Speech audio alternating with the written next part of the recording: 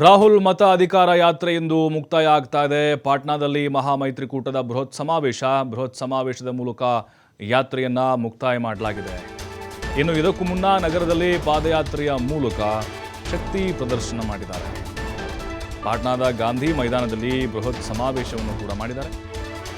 16 ದಿನಗಳ 1300 kilometre vote ಅಧಿಕಾರ ಯಾತ್ರೆ ಇದು. ರಾಹುಲ್ ಗಾಂಧಿ ಅವರ ನೇತೃತ್ವದಲ್ಲಿ ಈ ಯಾತ್ರೆಯನ್ನು ಹಮ್ಮಿಕೊಳ್ಳಲಾಗಿತ್ತು. ಭರ್ಜರಿ ರೆಸ್ಪಾನ್ಸ್ ಸಿಕ್ತು ಇದಕ್ಕೆ.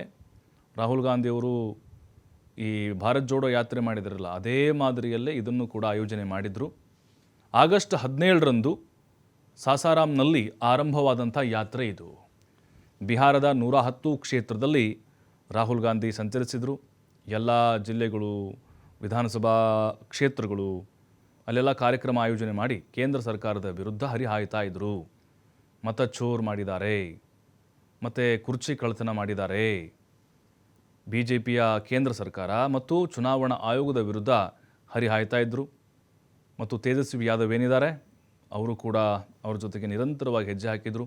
CPI ಮುಖಂಡ ದೀಪಾಂಕರ್ ವಿಕಾಶೀಲ್ ಇನ್ಸಾನ್, ಪಾರ್ಟಿ ಮುಖೇಶ್ ಸಹಾನಿ ಸೇರಿ ಹಲವರು ಭಾಗಿಯಾದರು. ತೆರೆದ ಜೀಪ್ನಲ್ಲಿ ರಾಹುಲ್ ಗಾಂಧಿ ಜೊತೆಗೆ ಈ ನಾಯಕರು ಭಾಗಿಯಾಗಿದ್ದರು.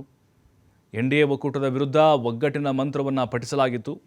ಮುಂದಿನ ಬಿಹಾರ ಚುನಾವಣೆಯನ್ನು ಮುಂದಿಟ್ಟುಕೊಂಡು ನಿರಂತರವಾದಂಥ ಆರೋಪಗಳನ್ನು ರಾಹುಲ್ ಗಾಂಧಿ ಮಾಡ್ತಾ ಬರ್ತಾ ಇದ್ದಾರೆ.